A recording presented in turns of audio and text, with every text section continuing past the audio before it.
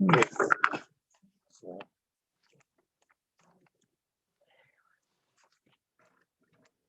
evening, everyone, and welcome to the members, officers and press and the public joining us, the Local Development Committee.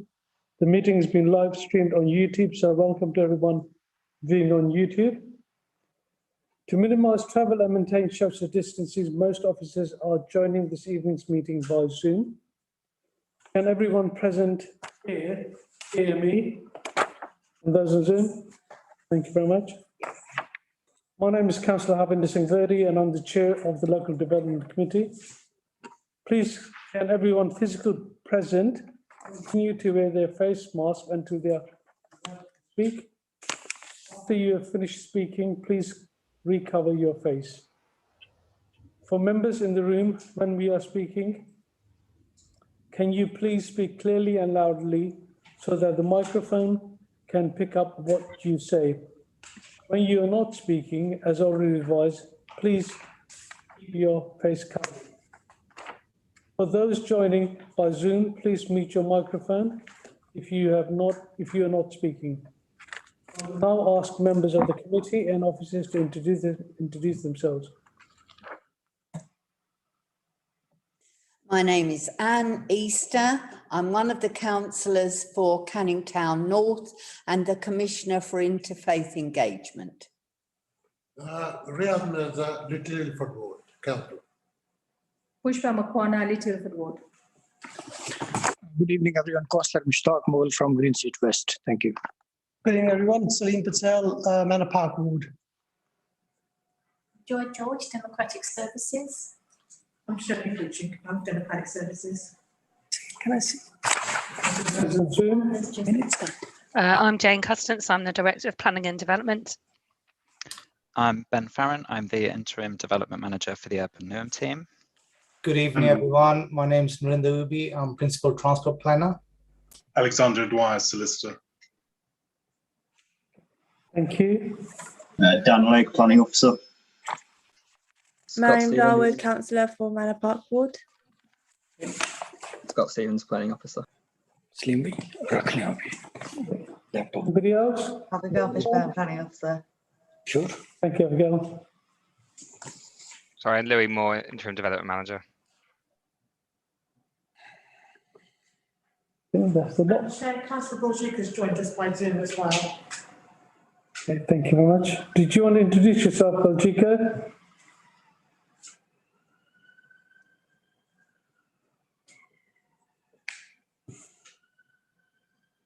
Okay, carry on. I want to remind members that when we take a vote, it will be by way of raising your hand in order that we can capture this on the screen as we normally do, the normal practice. Thank you. Apologies of absence. I've received the following from Councillor Charlie McLean, Tamina Rahman, and Councillor Moore. Any other apologies? No, Chair. Thank you very much. Item 2 is the minutes from our previous meeting held on the 27th of September, pages 11 to 18. Page 11, 12, Oh, yes. 13,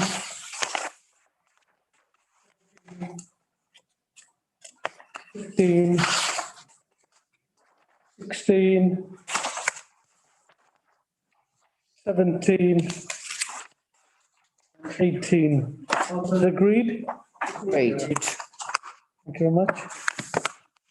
Item 3, declarations of interest. Anyone, are there any declarations of interest? Hands. Thank you.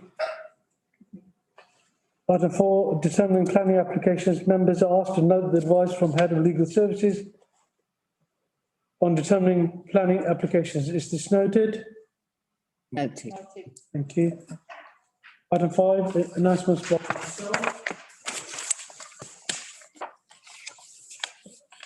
Would members please note that item 7, Unit 7, Standard Industrial Estate, Factory Road, North London E16 has been withdrawn from the agenda at the request of the applicant. Yes, I just two of them. Committee has received the following request to address the committee. Would speakers identify themselves when I call upon them? Could we first agree that the item 7 has been withdrawn? Agreed. Agreed. Show of hands. Thank you very much. Item 6, we have 3 speakers. Nigel, Joe. And Yes, Elizabeth. Chair. Yeah. Down here.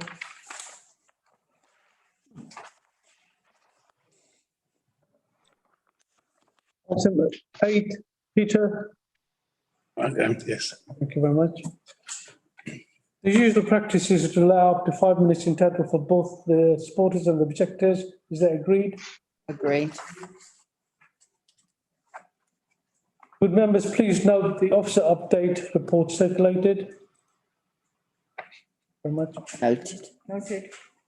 Can I call on the presenting officer, Harriet, to present the first application? So it will be myself tonight, Chair. So I'll be presenting it on behalf of Harriet. Thank you, Ben.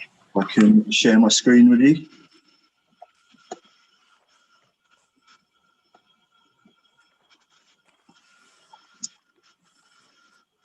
Can everyone see the presentation? Yes. Yes. Perfect.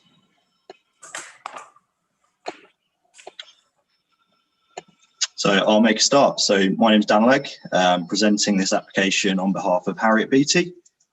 So item 6 tonight relates to the West Ham United Foundation Hub at 60A Albatross Close, Beckton, which is application reference 19032614. Slide 2 shows an aerial photograph of the site as existing. The application site is located to the northwestern end of Albatross Close and consists of a 2-storey building and associated multi-use sports pitches to the west of this building. The site benefits from existing car parking provision, and to the immediate south of the site are residential flats, whilst to the north lies Newham Way, separated by the A13. The application in question seeks planning approval for the erection of a 2-storey extension to the western elevation of the established community sports building. The extension would facilitate a cafe, fitness suites, and offices and learning space, and would also allow for internal alterations to increase the size of existing changing facilities. Slide 4 shows some site photos. The one on the left-hand side, the southern and eastern elevations, is taken from Albatross Close. And to the right, the northern and western elevations taken from the rear car park of the site.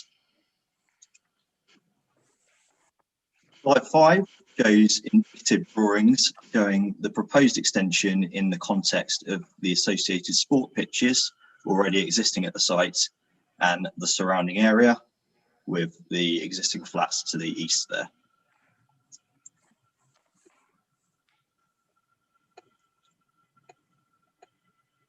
So in terms of establishing the principle of development, to establish whether the principle of development was considered acceptable, officers assessed the proposal against 3 key areas. Firstly, in the interest of supporting healthy community lifestyles and maintaining a sufficient supply of good quality community sports facilities, the expansion of the existing building is supported by the MPPF, London Plan and Newham Local Plan. With regards to the facility being located within an out-of-centre location, weight has been given to the proposal on the basis it seeks to expand an existing, well-used community sports building rather than a new out-of-centre facility.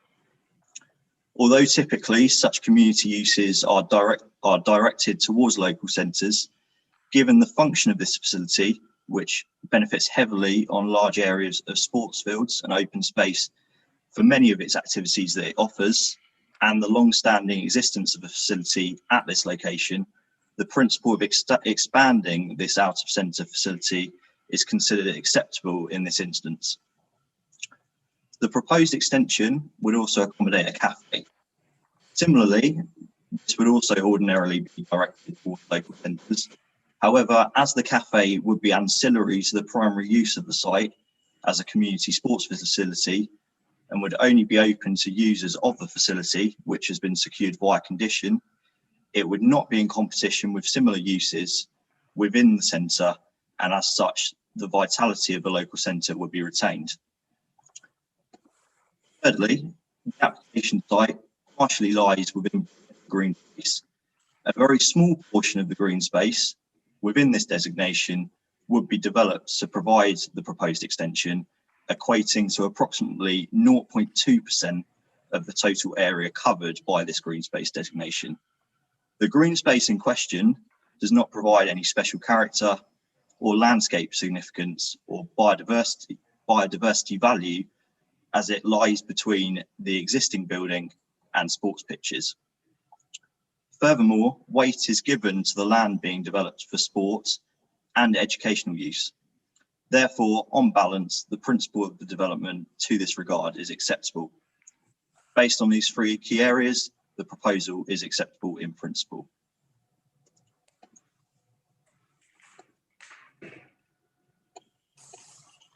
With regards to the design of the proposed extension, the applicant has engaged positively with LBN's design officers at pre-application stage, and officers have been consulted during the application stage also.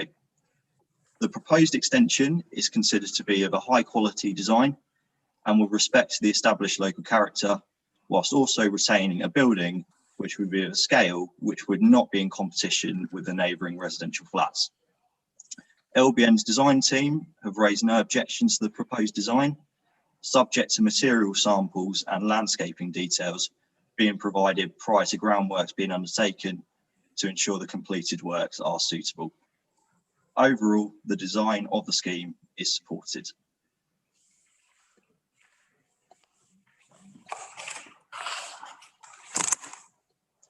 In respect of neighbouring amenity, it is considered that the modest scale of the proposed extension and its position relative to the neighbouring residential flats would ensure that there would be no unacceptable impact in terms of loss of light, daylight or sunlight, as a reasonable separation distance to the neighbouring building would be retained at approximately 9 metres.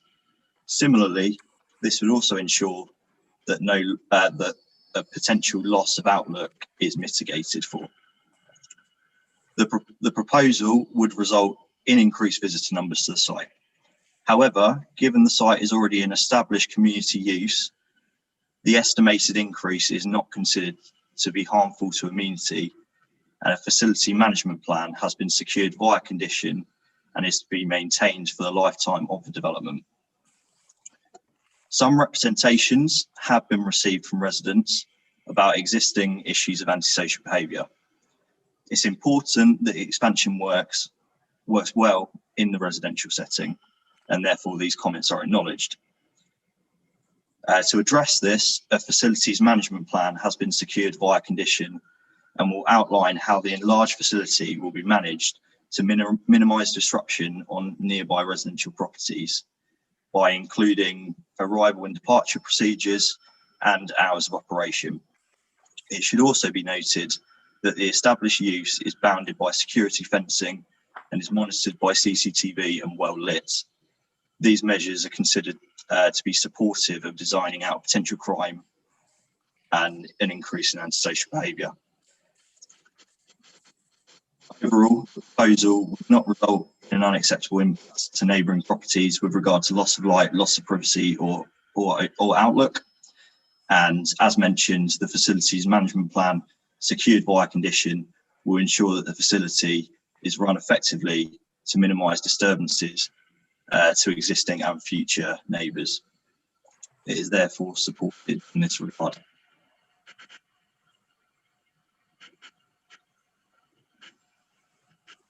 With regard to sustainable transport, The application site has a PTAL rating of 3, which is moderate. And the surrounding streets are subject to a weekday residents parking zone restriction. Whilst the PTAL rating for the site is 3, it is noted that the Beckton DLR station is approximately 640 metres from the site, and bus stops along Woolwich Manor Road, around 180 metres to the southeast, are frequently served by multiple bus routes. Typically, the site is visited by around 330 people on a weekday and 200 on a weekend. On certain event days, this number can reach up to 500. The transport assessment submitted suggests that visitor numbers would increase by approximately 20% as a result of the expansion. A travel survey, also submitted by the applicant, indicated that at peak times of around 5 to 6 p.m. on a weekday, 40% of those visiting the site travel by car, 10% of which were car sharing, with others arriving by public transport or active transport modes. This figure is 50% for staff members, with 10% car sharing. Based on figures from the expansion, a 20% uplift would result in terms of visitors, people visiting the site, which would equate to 6 vehicle trips and 10 public transport trips compared to the present. Neither of these uplifts would cause any material highway network or public transport capacity concerns. The site is also served by 40 car parking spaces, and these would be retained. And these are considered to continue to be sufficient at peak times to accommodate all car trips. Outside of the site boundary, parking spaces within Albatross Close are subject to residential parking permits and are monitored by a private management company.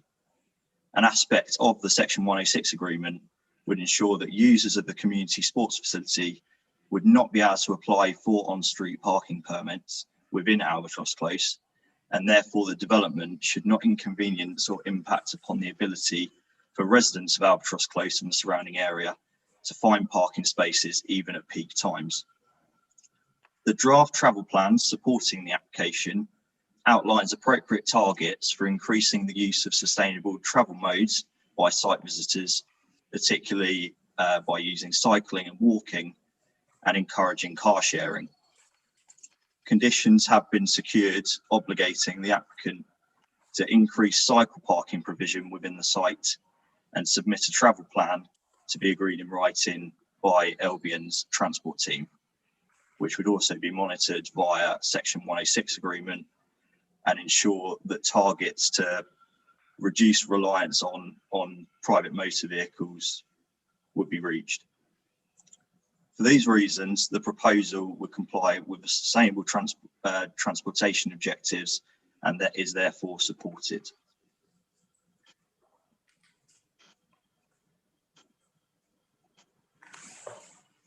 Other material considerations identified relate to archaeology and habitat regulation. The site lies within Woolwich Manor Way Archaeological Priority Area. As part of the application, GLAS were consulted and required a predetermination archaeological assessment. As requested, the report was duly provided by the applicant and submitted to Historic England for comment. Historic England were satisfied that nothing of archaeological significance was identified within the site and confirmed that the development could proceed without the need for any further surveys.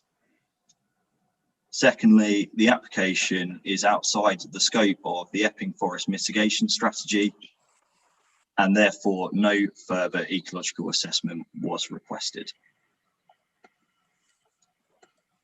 So in summary, the reasons discussed, the Local Development Committee is asked to resolve to agree with the reasons for approval as set out within the officer report and to delegate to Director of Planning to grant planning permission subject to the completion of Section 106 legal agreement in line with the heads of terms identified in Appendix 10 of the report and planning conditions listed within Appendix 9.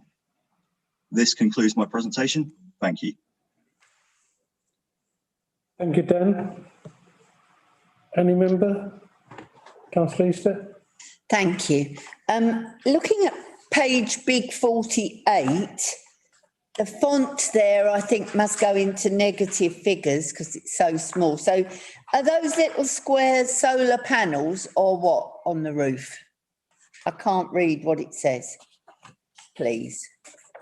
I'm not entirely sure on what you're referring to there. I don't believe that they're solar panels. I'm not sure if the applicant's in the call. Can you see the squares on the roof? On page, the proposed roof plan on page 48.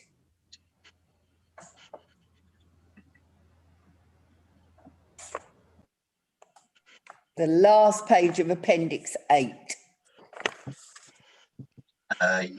Bear with me. It's just kicked me out there, so I'll just try and get back in. Oh dear, I'm sorry. I was just hoping that they were. But it's so small. Can you expand it, stretch it out, see what it says?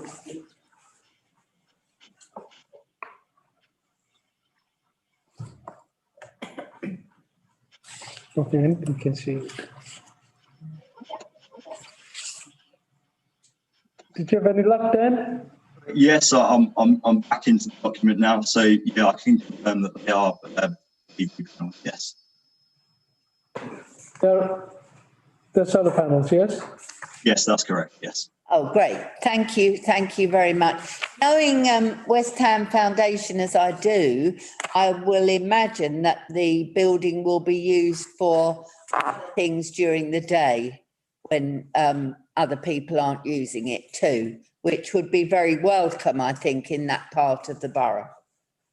That's correct. So in terms of the flexible spaces that are shown on the plans, they're going to be they've got potential to be used for educational purposes, right. Community groups, fitness groups, that kind of thing. I don't think the applicants wanted to specify exactly what they'd be used for because they'd be restricting themselves to the use that way.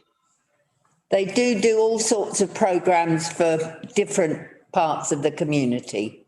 So that would be great. Thank you. Any other member? Yes, Chair, if I can, yeah. Thank you, Chair. I just want to know about this loss of the green space. It says on page number 27, 1.30, that there is a 40 square meter gross space. We're going to lose it. But at the same time, if you look into the policy G1 1.26 on page 26, it says that we shouldn't be using these green spaces. Actually, we should protect it and enhance it. So under what conditions we are allowing them to use these green spaces?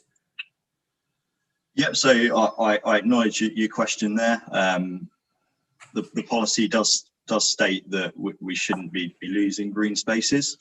However, on the balance of this application, taking into consideration the size of the green space that we'd be losing, which is 0.2% of the overall designation, and the current use of that space, which is kind of just a dead area between the existing sports pitches and the existing community building, due to the fact that that green space would be used for the benefit of the community with regards to healthy lifestyles, sporting events, and also potential educational facilities that the flexible spaces may be used for.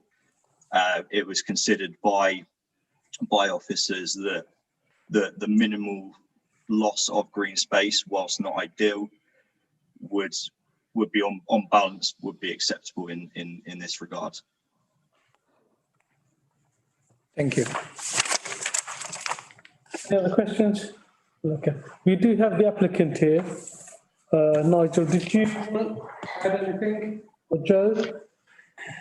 Yes, thank you, Chair. Good evening, ladies and gentlemen. All I needed to say to start was I obviously to thank the officers for their assistance during this process. Obviously, as we're all fully aware, the COVID restrictions caused delays to that process, particularly to us being able to complete the archaeological assessment. The officers' report and presentation tonight is full and sets out the proposals positively, and we thank you for that. But we thought it would help members if Mr. Lyons from West Ham United Foundation gave some points to you, presented to you about what this is, the foundation does, and that'll help hopefully in support of the application. So I'll hand over to Mr. Lyons. Thank you. Thank you, Nigel. I must admit, this is my first planning meeting, so I didn't know what to expect when I came in here in terms of the format. But to be honest, it was really good to hear what Dan's presentation went through, because I've kind of been living this story for, I would imagine, near on 8 years, just over 8 years, in terms of when I came to West Ham, and the community space that we took over in Beckton has really developed over the past 8 years in terms of the dynamicness of the programs, the type of beneficiaries we're able to support. And it has become a hub of community use, which we feel at this stage we're only able to do so much because we're limited in terms of the opportunity to have a class space, a learning space.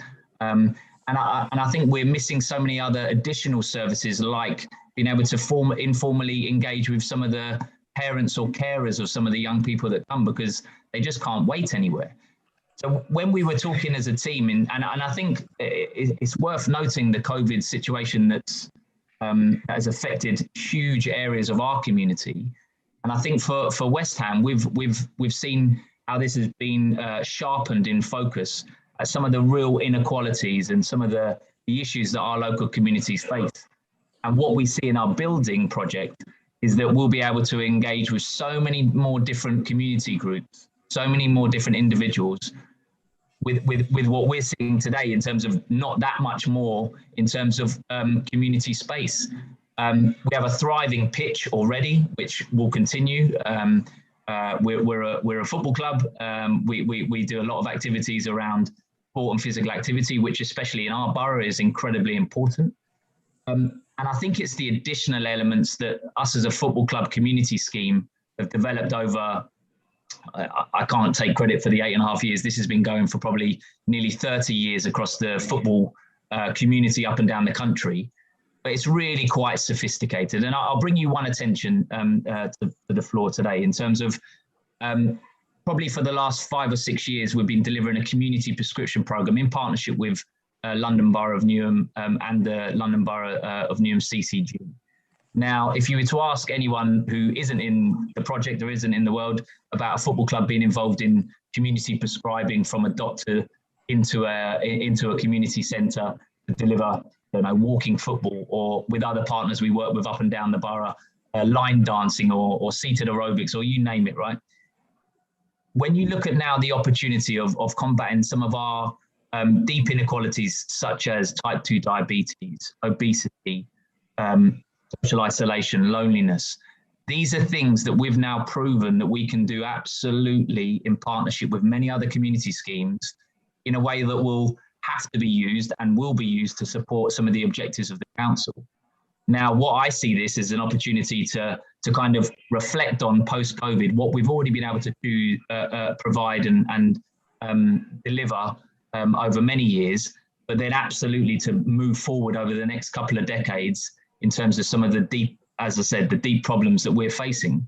Something like a community hub that we've proposed, with the uniqueness of having a health and fitness suite, a multi-purpose area that maybe we could get a GP hotspot coming in and doing some clinics around some of the other conditions that we face in the borough, will just provide an unbelievable environment to, and I'll paint a picture. When you see the young kids coming in to do some of the football, or you see the any old ironers to come and do the walking football, they love the space. And I think if you were to then envisage that in terms of other facilities we could provide via our classrooms, the incubation centre for enterprise, I think it's just going to double, triple, quadruple the amount of impact we're going to be able to have And that's something that me and the team at West Ham Foundation are very excited to hopefully move forward with over the next, as I said, the next couple of decades. Thank you. Any questions to the applicant, any member? Can we move to the vote? Yes, Chair. Can we have the recommendation on the screen, please, Dan?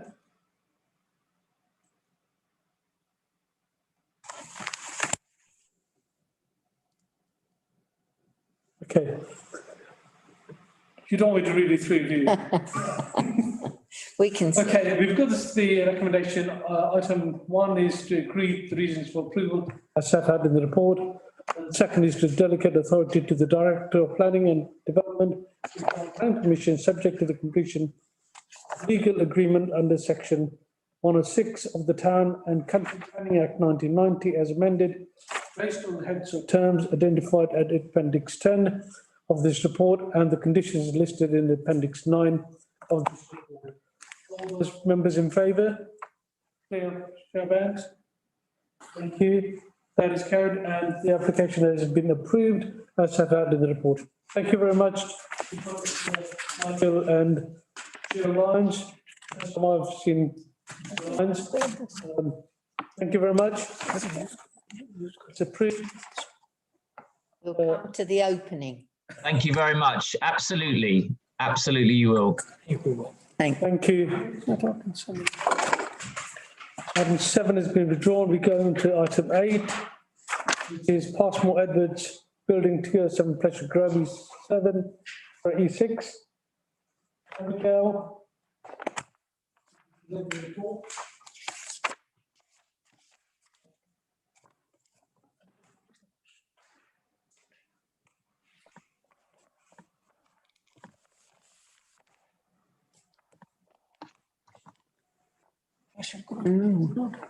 Thank you, Chair. Can everyone hear me? Yes. Good afternoon, members and members of the public. The application I am presenting today is the Passmore Edwards Building located at 207 Plashett Grove. The application site is in yellow. The site subject of this application is the Grade 2 listed Passmore Edwards Building located within the southern boundary of... Sorry? Oh, sorry, continue. Yeah, that was Sorry. Located within the southern boundary of Plashett Park with the entrance facing onto Plashett Grove. The building was originally constructed as a public library dating back from 1898. Whilst originally constructed and used as a library, in 1993, the Passmore Edwards Building was converted into the Newham Registry Office. In 2018, the Registry Office was relocated and the building became vacant. It has subsequently been occupied by squatters who have since been evicted by the local authority. The building currently remains vacant. 2 applications have been submitted for this site. One is a listed building consent and one is a planning permission. The assessment for the applications have been culminated into one assessment covering both applications. The application is seeking permission for the proposed change of use from a registry office to a theatre space, exhibition and art centre with ancillary cafe and office use. Associated internal and external alterations include the installation of CCTV and lighting and repair works to the building. This is the front elevation of the building as viewed from Plashett Grove. The application is seeking to bring back this site into use. I will now discuss the key planning material considerations. London Plan and local plan policies prioritise town centre locations for social, recreation and cultural facilities. The proposed development is located outside of a town centre and as such would not comply with town centre policies. However, the NPPF requires consideration of the optimum use of the site. The use of the building as a community function would involve minimal interventions to the listed building. The existing building is located within Plashett Park, and in order to gain access to the building, occupants would be required to enter the park. As such, this would not be considered appropriate for residential use. This is both by reason of the access and the significant levels of intervention which would be needed on site in order to facilitate a residential use in this location. Therefore, in terms of the impact on the listed building and securing the optimum viable use, the community use is therefore appropriate. Additionally, the application site has been in use as a community building since its construction in 1898. The historic interest of the building and history of community function in this location leads officers to consider that the community use in this location is acceptable in land use terms in this instance. Officers have paid due regard to the relevant policies and acknowledged that the proposed development does not comply with town centre policies, as it provides a town centre use in an out-of-centre location. However, the proposal would result in bringing back a vacant Grade 2 listed building and securing its optimum viable use. This property has functioned as a community space since construction until its vacancy in 2018. The introduction of residential units in this location would require significant and harmful interventions to the listed building. Officers therefore consider it necessary to make an on-balance decision. Whilst the proposal would be a departure from the local plan in terms of land use, the development is considered appropriate, noting the importance of protecting heritage assets. For this reason, the principle of development is supported. The design of the development. The application site is a Grade 2 listed building. Consent is being sought to alter the physical appearance of the listed building. Alterations to the exterior would be predominantly restoration works, however, would also include the replacement of the CCTV cameras, the addition of small advertising notice boards, and the addition of a cycle store. Interior alterations include the removal of modern partitions at ground floor. There are no objections to the demolition of some of the internal participations, noting that the walls proposed to be removed are not main structural walls and are not considered to be of historic significance. These partitions are non-original features of the listed building and would not impact on the heritage asset. It is further noted that the application for the use secures the optimum viable use of the building that is compatible with its conservation, and the proposed changes are therefore considered to be acceptable in support of the change of use, informing a legible internal layout for event uses. The impacts on neighbouring properties were considered. 4 responses were received, 2 were in support of the development, 1 objected, and 1 was a general comment. The key issues raised included the loss of heritage, which has been addressed in the design section of the report and presentation, the increase in parking pressure, which I'll discuss in a moment, and an increase in noise and disturbance. Officers note that there would be an increase in noise and disturbance as a result of the proposed development. The site is currently vacant, and as such, there would be an increase in noise regardless of the occupancy of the site. However, noting that the site lawfully falls into a use class of F2, the building could be lawfully occupied by another F2 use, which includes places such as meeting halls or meeting places. Theatre performances would be predominantly in the evening, starting around 7 to 8 and ending around 9 to 10. Theatre shows would run for about 3 or 4 nights a week, with the aim of having shows every week. The maximum capacity of the theatre is 100 people. However, most shows would not reach full capacity and would have an average of closer to between 20 and 60 visitors at a time. It is likely that the theatre space would generate more noise and disturbance than the current use of the application site. This is due to the increase in people entering and exiting the site. In order to minimize any impacts of the entering and exiting of the site, the applicant would need to manage the flows of people and ensure that they do not gather outside the site before or after the show. This can be maintained through a management plan. Officers have attached a condition to the decision notice requesting a management plan is provided prior to the first occupation of the building. This would provide full details of the management of the site and ensure any measures to reduce the impacts of neighbours. Sustainable transport. The site is in close proximity to multiple bus routes and is in short walking distance to East Ham Station. The use is therefore not anticipated to result in undue levels of parking stress in the area. Notwithstanding such, the area is subject to car parking restrictions, which would mean that no parking would be possible during the daytime. In regards to the evening show, it is anticipated that most people would still be using modes of public transport to access the site. There might be a small proportion of people who would park in the local vicinity. However, this number would be minimal and would not be considered to cause a significant increase in parking pressure. The applicant has submitted a travel plan which sets out how it is anticipated that the local community theatre would attract a pool of local visitors, primarily arriving on foot, cycle or public transport. The site is in close proximity to multiple bus routes and is in short walking distance to the East Ham Station. The use is therefore not anticipated to result in undue levels of parking stress in the area. The management plan discussed above would also include the management of people entering and exiting the site. The applicant has stated that the travel arrangements will be constantly monitored and updated. Therefore, the proposal would have an acceptable impact in terms of transportation. The other considerations outlined in the report relate to the waste management, archaeology, and the Epping Forest Special Area of Conservation. These matters are addressed in page 94 of the report and meet with policy requirements, and as such are supported subject to recommended conditions. The Local Development Committee is asked to agree the reasons for approval as set out in the officer's report and grant planning permission and listed building consent based on the conditions in Appendix 8 and Appendix 8. Thank you.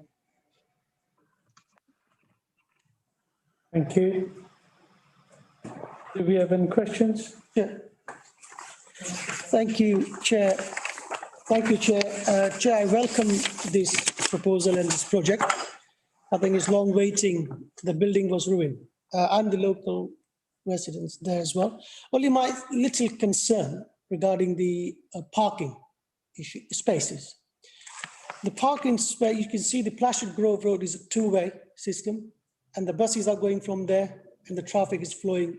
You know, you can see, especially during the school time, because the Plashard school there, and you know, parking is keep flowing, and we keep getting complaint from local residents, buses, ambulance, and fire brigade, where parents are parking to pick the children up on the Plashard Grove, and the traffic warden has to monitor and, you know, patrol the area during the school and home time. Only my concern is if we lost this parking space, it will create, especially in the evening, extra traffic on Plashard Grove. The management need to think about that. And another thing is only 2 disabled bay there. I think, you know, the theatre will encourage more elderly, especially people, to come and have a good evening there. So I think we should think on parking and the disabled bay. This is my concern. And the last concern is about the antisocial, especially between 9 and 10, because the Plashard Park is already, you know, is on the police radar. We're having fights 2 o'clock, 3 o'clock in the morning. It's ongoing issue. Police are coming in the park early hours of the morning. This might attract. So I think the management need to keep close eye on it, work close with our enforcement team and the local police to make sure that the noise and nuisance are very low, especially between 9 and 10. And I think the management need to work with the local authority to make sure that Plashard Grove is not been too much congestion in the evening. This might disturb the ambulances and the fire brigade and the emergency services. This is my concern. I think we should look into that. But otherwise, I welcome this project, and I thank officer for working so hard to bring this project to the local community. Thank you. Councillor Patel. We do have the applicant here. Maybe you some of those questions address that. Being asked. Is there anything else? Any other member? Mariam. Chair, I just want to ask operational timing. They say hours of operations are Sunday to Saturday between 8 a.m. to 11 p.m. I mean, it's going to be full time in terms of that. So what was the officer just mentioned that it would be between 7 to 10? Is that another activity, or is going to be same for the art use? Sorry, I didn't hear that. Thank you. Is the hours of operation? If you look on page number 114, please. Yeah. Should I answer that? Sorry. Page number 114 says the operation timings are Sunday to Saturday between 8 a.m. to 11 p.m. So just mention in your... That's office space, isn't it? Yes, so the building as a whole will be open from 8 a.m. to 11 p.m. But the theatre productions would only be in the evening. But on the ground floor, you also have exhibition space, which local artists can just like display their artwork, and that can be accessed. And then you'll have the ancillary cafe to that. And then there's also office space on the first floor, which will be mainly used also by local artists that will be showing their exhibition space. So that building will be in operation throughout the whole day as well. It's just that main use of the theatre will be from 7 till 10. Thank you. Mariam Darwood. Mariam Darwood. Do you have a question? Thanks, Chair. Hope you can hear me okay. Yes. I welcome this development too. It's really great that we're seeing an increase in community arts and that a Grade 2 listed building will be repaired. That's really important for us.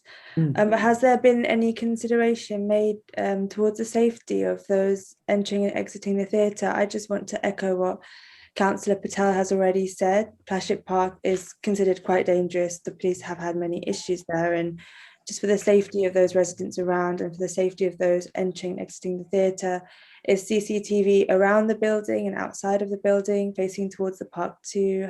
What considerations have been made? I'm just quite curious to understand that, because from what I've been reading, there might be a bit of concern from residents around that safety too.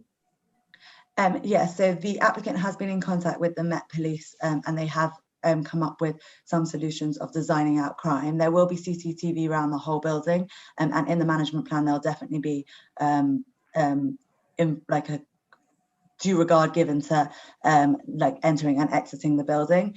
But in general, it is seen that when a vacant building comes back into use, it does increase sort of the activity around the building and can contribute to the safety of the area.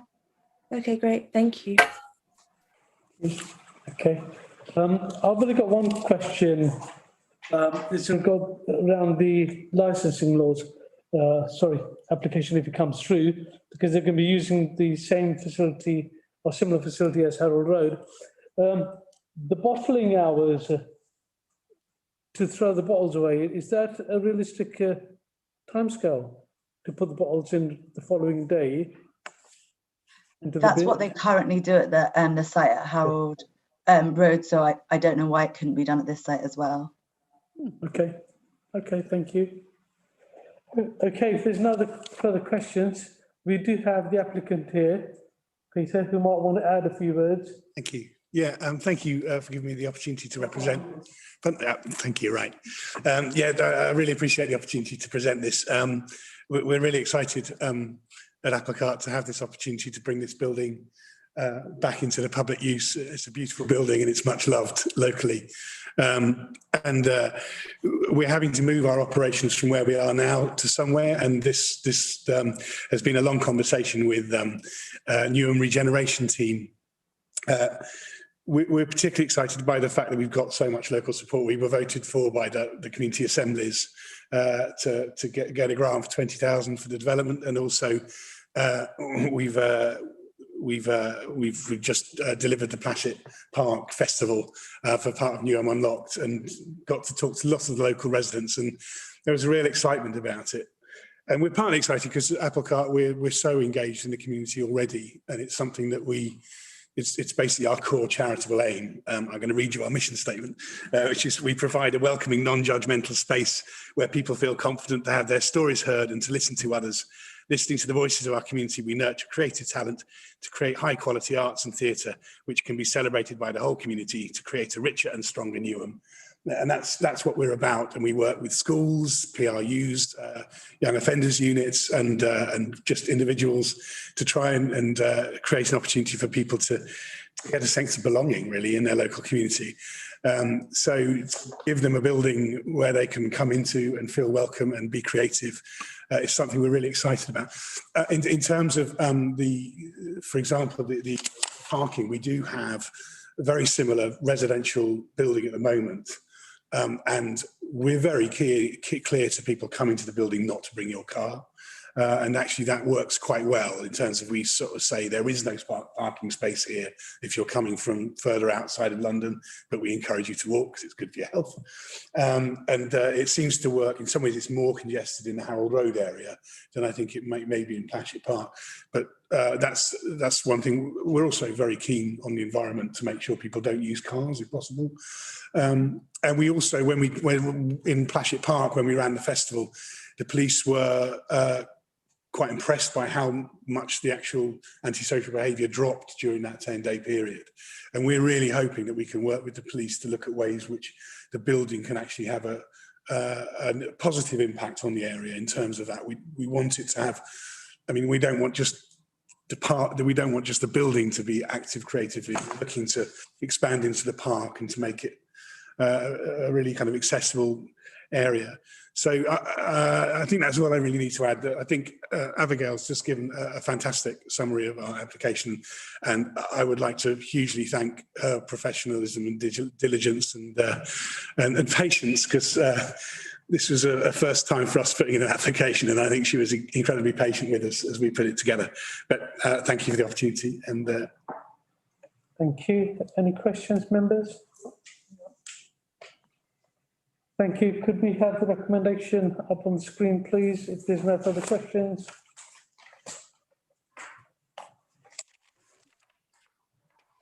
Okay, I agree the provisions for approval are set out in the officer report, and 2, grant planning permission as listed building consent based on the conditions listed in Appendix 8.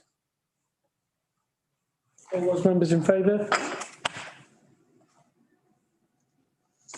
Carried, and the application has been approved. Thank you very much. thank you very much. The date of our next meeting is 20th of December. Yes, Councillor Maguire, it's on the 20th of December. Any members, any comments? Thank you very much. And Carol's meeting. Thank you, officers. Thank you, members, for attending the meeting. Thank you. Good night.